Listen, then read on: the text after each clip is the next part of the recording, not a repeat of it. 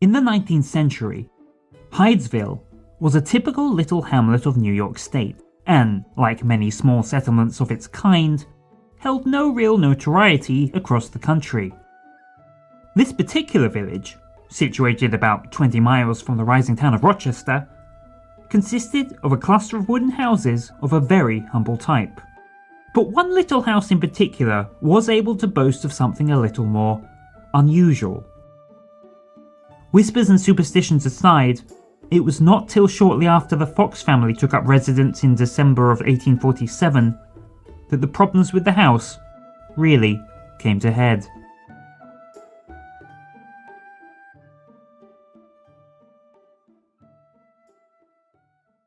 It started with the rappings, not long rappings, but just the occasional knock here and there. Easy to dismiss as the wind, or put down to the house's age. But soon the noise became more frequent, louder, and soon graduated to what sounded like the movement of furniture, but with no obvious culprit. Every possible search was made, but still the rappings continued.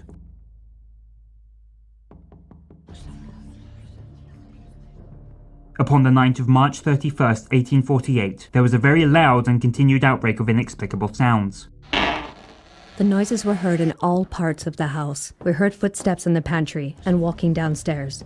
We could not rest, and then I concluded that the house must be haunted by some unhappy, restless spirit. I had often heard of such things, but I had never witnessed anything of the kind that I could not account for before. It was on this night that one of the great points of psychic evolution was reached, for it was then that one of the couple's 3 daughters, young Kate Fox, challenged the unseen power, who she had dubbed Splitfoot, to repeat the snaps of her fingers. Mr. Splitfoot, do as I do. Count 1, 2, 3, 4. The sound instantly followed her with the same number of raps. When she stopped, the sound ceased for a short time. Then Margaret said in sport, "Now, do just as I do. Count 1, 2, 3, 4. Striking one hand against the other at the same time, and then the raps came as before. She was afraid to repeat them. Then Kathy said in her childish simplicity, Tomorrow is April Fool's Day, and it's somebody trying to fool us. I asked the noise to rap my children's different ages. Instantly, each one of my children's ages was given correctly.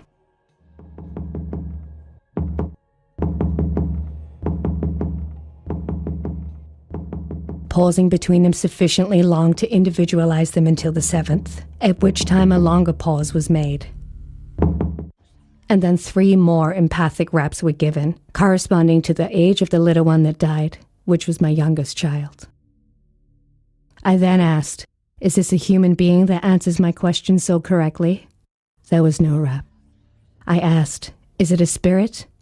If it is, make 2 raps." The sounds were given as soon as the request was made. I then said, "If it was an injured spirit, make 2 raps," which were instantly made.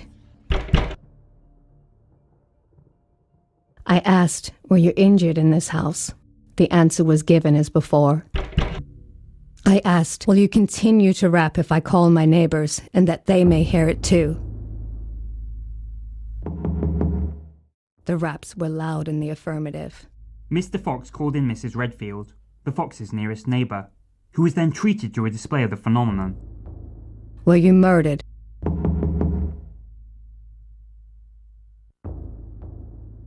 Raps affirmative.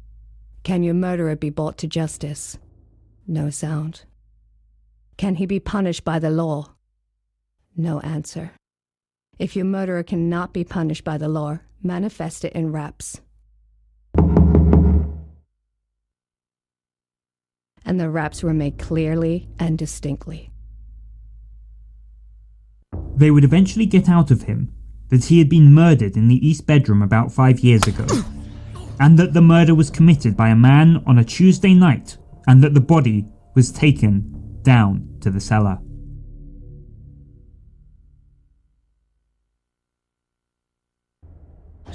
On Saturday night, April 1st, they commenced digging in the cellar.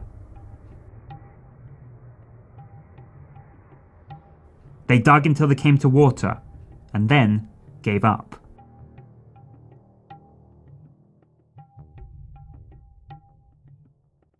The knockings would stop for a few days, but before long would start up again, just as prominent as before. And so, in the summer of 1848, Mr. David Fox, with the assistance of friends, resumed digging in the cellar. At a depth of 5 feet, they found a plank, and further digging disclosed charcoal and quicklime, and finally human hair and bones, which were pronounced by expert medical testimony to belong to a human skeleton. Despite numerous searches, the rest of the bones could not be found anywhere in the household, and it would not be till years later William H. Hyde, a reputable citizen of Clyde, who came to own the house, would later discover an almost entire human skeleton between the earth and crumbling cellar walls. These discoveries settle the question forever and prove conclusively that there was a crime committed in the house, and when one examines the results of the 2 diggings, one can reconstruct the circumstance. It is clear in the first instance, the body was buried with quicklime in the centre of the cellar. Later, the criminal was alarmed by the fact that the place was too open for suspicion, and he dug up the body again, or the main part of it, and reburied it under the wall where it would have been more out of the way. The work had been done so hurriedly, however, or in such imperfect light, that some clear traces were left, as has been seen in the original grave. However, the discovery of the full body is skipping ahead, and the story of the Fox sisters did not conclude upon finding the bones in the cellar, and neither did the disturbances stop. But what they did do was move. The Fox family was seriously troubled by the ongoing disturbances, and soon sent the daughters to live in Rochester with their elder sister, Lee. But soon, the same sounds were heard, and the problems started up again. Every effort was made to conceal these manifestations from the public, but soon they became known. Lee, who was a teacher of music, was unable to continue her profession, and hundreds of people flocked to her house to witness the new marvels. Nearby households soon began to report on similar phenomenon. As the incident reports of manifestations and powers began to grow, the Fox sisters were reminded of an early communication a spirit guide had with them, declaring that these manifestations would not be confined to you, but would go all over the world. But at heart, they were very shy country girls, and did not wish to court any publicity, but as a means to appease the spirits, the girls would ultimately concede. And so, on November 14th, 1849, the spiritualists held their first meeting at the Corinthian Hall, the largest available in Rochester. So convinced with some of their failure, the Rochester Democrat is stated to have had its leading article prepared with the headline, "Entire Exposure of the Rapping Humbug." The results, however, caused the editor to hold the page. The committee reported that the raps were undoubted facts. However, the answers to the questions were reportedly not altogether right nor altogether wrong. The raps came on walls and doors some distance from the girls, causing a sensible vibration. We entirely failed to find any means by which it could be done. Another set of tests by a group of Methodist ladies, whose brutal methods include stripping girls to their underwear and tying their dresses to their ankles, was forced to report. When they were standing on pillows with a handkerchief tied round the bottom of their dresses, tight to the ankles, we all heard the rapping on the wall and floor distinctly. But this time, the committee testified that the questions had all been answered correctly. And despite further attempts by the press, church, and medical profession to prove otherwise, with no concrete way to disprove the Fox sisters' abilities, the movement went on and continued to grow in number. Well, at least for the time being, for the fall from grace for the Fox sisters was still a long way away.